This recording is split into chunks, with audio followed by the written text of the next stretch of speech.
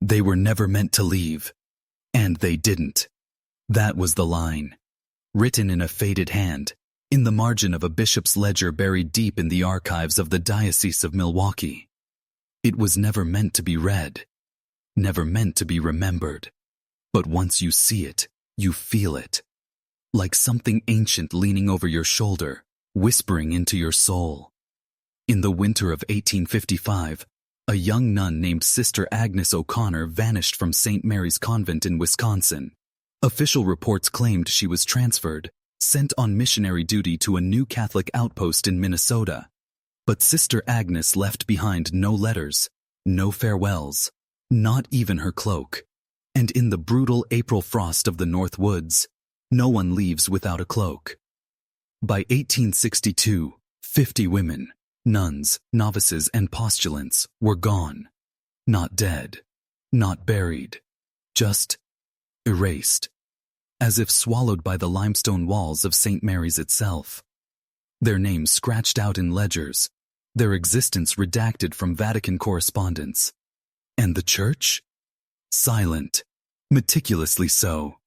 A silence built not of ignorance, but of intention. Tonight, I'm going to show you what was buried behind those convent walls. Not just the horror, but the why, the purpose behind the vanishing. Because St. Mary's wasn't just a house of God, it was a laboratory, a proving ground, a prototype for a system of control so insidious, so elegantly wrapped in divine language, that even the victims believed they were chosen.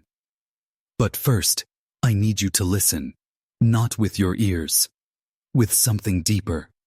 Because what you're about to hear doesn't just disturb, it reshapes. Once you know it, you can't unknow it. Like a secret code revealing the true face behind the veil of history. And make no mistake, there was a veil. The records show that the convent was founded during a strategic expansion of the Catholic Church across the American frontier. On the surface, a noble cause to provide charity, education, and health care to growing immigrant populations. But beneath that surface, something far older than charity. Something that traces back through inquisitions, crusades, cloistered rites, and blood-soaked rituals hidden behind sacred rites.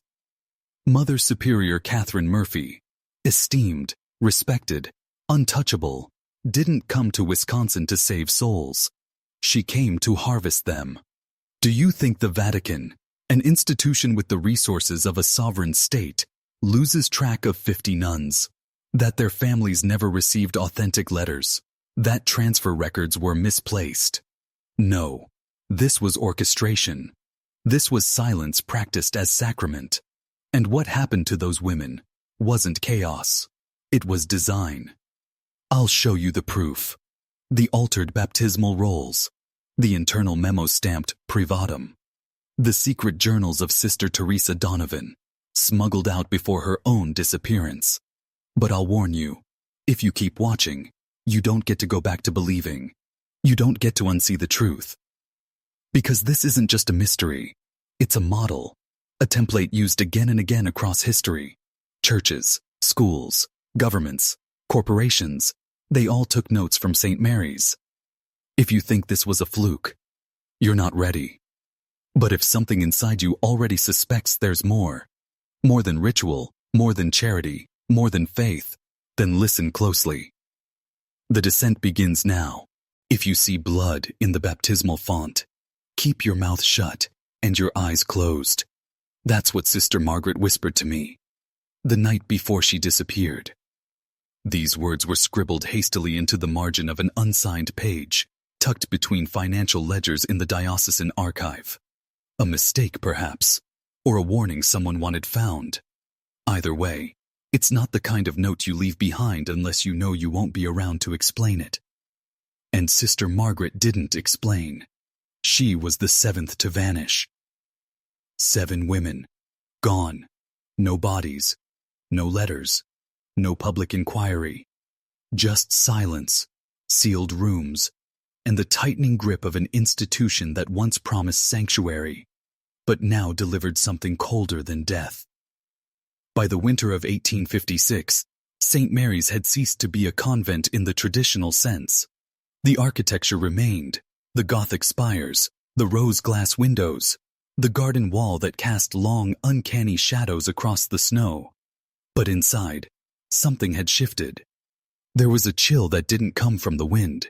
It came from her. Mother Catherine no longer needed to explain the disappearances. She simply announced transfers, and the room accepted it like an unspoken ritual. Eyes stayed down, mouths stayed shut. Even the chapel candles seemed dimmer now, as if the light itself obeyed her command. One night, Sister Mary Collins found a scrap of fabric lodged beneath her mattress, coarse wool with a red smear across the hem. She recognized the threading. It was from Sister Teresa's habit. Teresa hadn't been seen in 5 days. When she brought it to Sister Elizabeth, hoping for answers, the elder nun held it gently, almost reverently, then walked to the fireplace and dropped it into the flames. "Some memories," she said quietly, "must be sacrificed to protect the soul." That was the moment Mary Collins understood. They weren't just vanishing. They were being erased. But why? That question begins to unspool only when we consider what St. Mary's was really built for. Not charity, not prayer, not redemption. It was built to test a theory.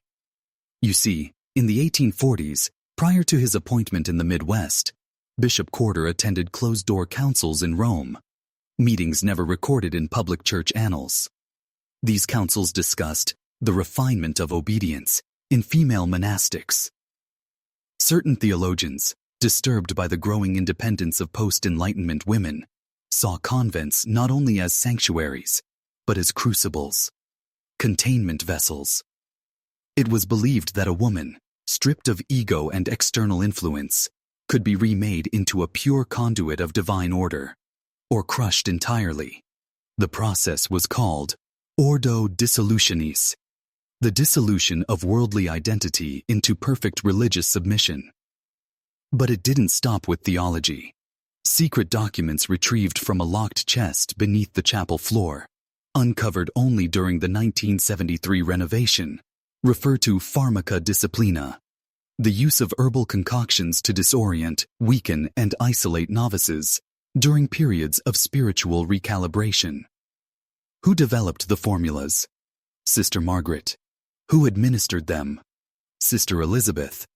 Who oversaw the rituals? Mother Catherine. And who authorized the entire operation? You already know. St. Mary's wasn't a convent. It was a laboratory. And the nuns weren't sisters. They were subjects. If you're beginning to feel it, the cold hand behind the curtain, the hush that creeps in when truth dares speak its name, good. Because halfway down this rabbit hole, there's no turning back. Comment: I renounce their silence twice below if you're ready to awaken. Do it now. That phrase locks your transformation. It also sends a signal, one they can't ignore. You've just crossed the threshold, and what lies below is darker than prayer can protect you from. They called it the Vault of Witnessing, a chamber hollowed beneath St. Mary's before the land bore even that name. Older than the chapel, older than the town, built by hands that left no record, save the carvings that spiraled the walls, sigils no one ever successfully translated. The entrance was sealed behind 7 locks, each held by a different custodian. When the hollowing began, fog that didn't move with the wind, dogs howling at empty corners, eyes watching from the pond, those locks were broken, one by one. Father Ellery kept the 7th. On October 31st, 1996, during the final evening mass, he walked calmly to the altar and swallowed his key whole. The congregation gasped. He smiled, thinly, said, "The hour is ripe." 3 days later, he was found in his rectory, jaw unhinged, head tilted back at an unnatural angle, as if he had exhaled something vast. They found the final key beneath his tongue. Inside the chamber, no dust, no age. The air hummed like it was being listened to. Walls slick with condensation that smelled faintly of sulfur and wet stone. The sigils pulsed with faint bioluminescence. Blue one moment, green the next, then blacker than shadow. And at the center, the pedestal of red glass. On it, a single object, a mask. White, porcelain, smooth as untouched snow. No mouth. But the eyes were holes, deep, black, not carved but absent. You couldn't see the back of them. People said if you stared too long, you'd see something inside looking back. No one knows who first put it on. But everyone agrees they left the chamber differently than they entered. Or rather, they didn't leave at all. Something else did, wearing their skin. The files labeled it Witness Zero. After the event in the chamber, the Vatican quietly sealed St. Mary's. Not condemned, not demolished, just sealed, as if the building itself had grown teeth. But 2 weeks later, November 18, 1996, copies of the mask began surfacing. Not in churches, not in tombs, in mirrors. Witness Zero, who no longer responded to their given name, was seen walking the hospital corridors at Gloaming General. They weren't admitted. No one remembered letting them in. But security footage, what remained anyway, showed them entering each room at 3:33 a.m., pausing at each patient's bedside, and removing the mask. Whatever lay behind it was not a face. Those patients woke screaming. Eyes bled black tears. 4 died. 3 disappeared. Physically disappeared. Mid-MRI, with cameras watching. 1 remains alive, though no longer vocal. She writes on the walls, over and over. By early 1997, replicas began appearing around the world. Unearthed in pre-Columbian caves, floating in Siberian bogs, found inside sealed tombs that had not been opened for over 1,000 years. Same design, same absence where the eyes should be. Researchers tried wearing them. None remained researchers. There are now 13 confirmed masks stored in undisclosed black sites. At least 4 are unaccounted for, believed active in the wild. They aren't just objects. They're invitations. To what? Unknown. But the working theory is this. The masks don't change you. They let you see. And once you see, it sees you. You are not supposed to be here. They said this section was sealed, but you opened it anyway. That's all right. So did I. Do you hear the ticking? That's not a clock. It's not a warning. It's remembering. How long it's been since anyone came this deep. You're breathing louder now. Don't be ashamed. The deeper you go, the more things breathe with you. There are names down here older than blood. They don't sound like ours. They're not supposed to. But they will. If you say nothing, they can't hear you. But if you whisper, they'll answer. Would you like to try? Section 6. Audio script format. You have looked too long. So now, it sees you. This is not a confession. It is a rehearsal. A fitting. The first mask was made for beauty. The second, for power. The third, for forgetting. The fourth, to remember what should not be known. You are wearing the 5th now. The 6th mask was never removed. It wore the wearer.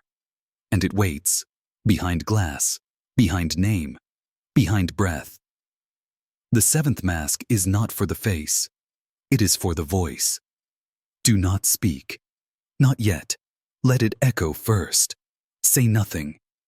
But listen. If you hear your name from the other side, do not answer. That is not you calling. You have looked too long, so now it sees you. This is not a confession. It is a rehearsal. A fitting. The first mask was made for beauty. The second, for power. The third, for forgetting. The fourth, to remember what should not be known. You are wearing the fifth now. The sixth mask was never removed. It wore the wearer.